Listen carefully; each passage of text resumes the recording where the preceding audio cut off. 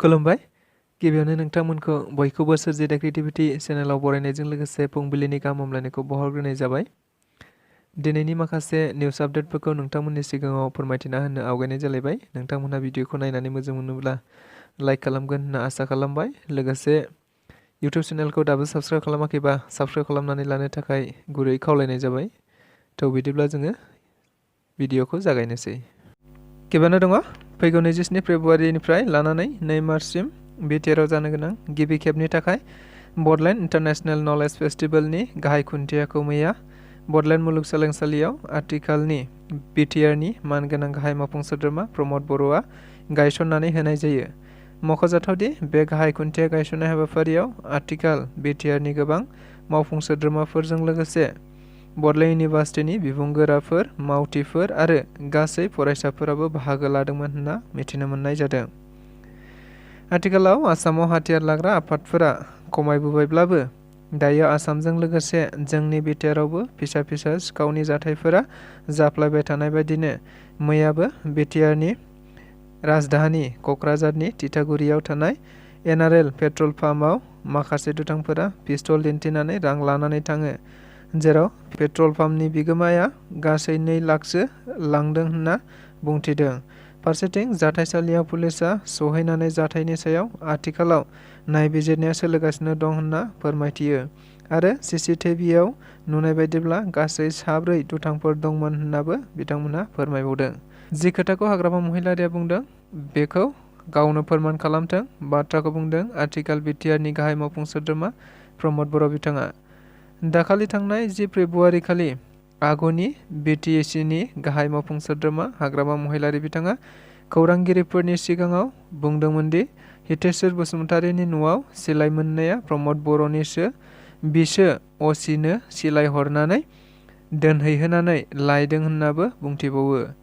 बे बाथ्राखौ लानानैनो मैया प्रमद बर' बिथाङा हाग्रामा महिलारिया बे बाथ्राखौ गावनो फोरमान होथों, लोगोसे राजखान्थिनि मुङाव गोदोनिफ्रायनो बेबायदि गाज्रि रावजों बुंबोखादों, गतिके बे बाथ्राजों रावहाबो लाब जाया आरो समाजाबो जेबो मुलाम्फा जाया होनना बुंथिबावो। मख'जाथावदि बिथांमोनहा 17 बोसोर खुंनायाव जेबो समाजाव गोजोन थासारि गायसननो नाजायासै, हाथियार उदां खालामनोबो नाजायासै आरो ससियेल इक'नमिक जौगानायनि थाखायबो जेबो हाबा मावाखैसै, खालि मालायनि सायावल' दाय जाबसिननाय, नंखाय खोथा बुंनाय बेबायदि बायदियावल' खालामबोदों होननानैबो खौरांगिरिफोरनि सिगाङाव बुंथिना होबावो मानगोनां प्रमद बर' बिथाङा। मोनसे दुखुनांथाव जाथाय जों बयबो मिथिगौ आथिखालाव आसामाव उन्दै बैसोआव हाबा जानाय फिसायफोरखौ हमबाय थानायखौ। बेबादिनो मैया गरायमारि पुलिसआ सासे सुबुंखौ हमदोंमोन। मिथिनाय बायदिब्ला जाय हिन्जावनि फिसायखौ गरायमारि पुलिसआ हमदोंमोन बे आइजोआ दायो उदैयाव 8 दाननि गथ' दं। बेखौनो लानानै मैया आइजोआ पुलिस थानासिम फैनानै गावनि फिसायखौ हगारनो थिनफैयो, लोगोसे आरो बुंबावो दि दायनिगिरिया आंसो, आंहा न'आव बिमा बिफा रावबो गैया, आंनि फिसाया जेबो दाय गैया, आं गावनो मोजां मोननानै जुलि जादों होननाबो खौरांगिरिफोरनि सिगाङाव बुंथिना होबावो। दुलाराय बर' फरायसा आफादनि समायखिरा देग्लाय 55थि दुलाराय बर' फरायसा आफादनि गेजेरजों दानानै लाजानाय 2023 आरो 25 मायथाइनि मावसमनि थाखाय गोदानै दानानै लाजानाय दुलाराय बर' फरायसा आफादनि गोदान मावफुं आफादा मैया चिरां जिल्ला दुलाराय बर' फरायसा आफादनि गाहाय मावख' काजलगावआव सानसेनि हाबाफारिजों बिबान आजावनाय आरो समायखिरा हाबाफारिखौ लानाय जायो। मख'जाथावदि गोदानै आफादगिरि महरै मानाव गेदेर दिपेन बर' आरो गाहाय नेहाथारि महरै मानाव गेदेर कनिन्द्र बसुमतारी बिथांमोनहा समायखिरा लानाय जायो होननानै मिथिनो मोनदों। मोनसे जोबोद गिख्रंथाव जाथाया जादों सरभगनि कलबारियाव।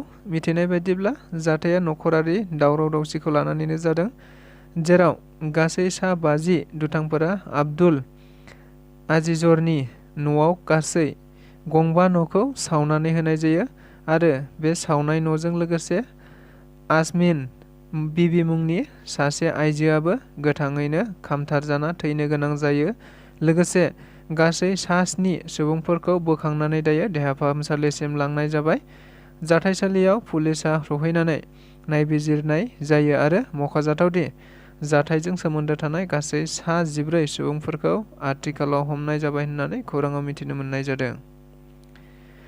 नागालेन्डआव बारग' NDFBनि केस। बाथ्राया जादों सासे बारग' NDFB। बिथाङा खौरांगिरिफोरनि सिगाङाव फोरमायथिनाय बायदिब्ला थांनाय 2018 मायथाइयावनो नागालेन्डआव हमजादोंमोन, नाथाय बिथाङा दिनै गावनि न'आव फैनो हानाय जाबायब्लाबो नाथाय बिथांनि केसआ दाबो जोबाखै, जायनि जाहोनाव दान मोनफ्रोमबो नागालेन्डनि कर्टआव नुजाथिहैबाय थानांगौ। लोगोसे बिथाङा दासिमबो जेबो रिहेबिलिटेसन मोनाखै। मख'जाथावदि बिथाङा सिगाङाव NDFB-Sनिब्लाबो आथिखालाव NDFB धीरेन हान्जानि होननानै गावनो फोरमायथिदों आरो बिथांनि मुङा समर बसुमतारी, आफादाव बिसाराय होननानै मिथिनाय जादोंमोन। लोगोसे नखराव जेबो धोन दौलत गैजायैनि थाखाय गावनि न'आव थानाय हा-हु, बारि बागान आरो गावनि मबाइलखौ सिन्थाय फाननानै केसआव थांनो गोनां जायो होननानै बिथाङा खौरांगिरिफोरनि सिगाङाव फोरमायथिना होयो। बेजों लोगोसे दिनैनि रादाबा बेखिनियानो। गोजोन्थों।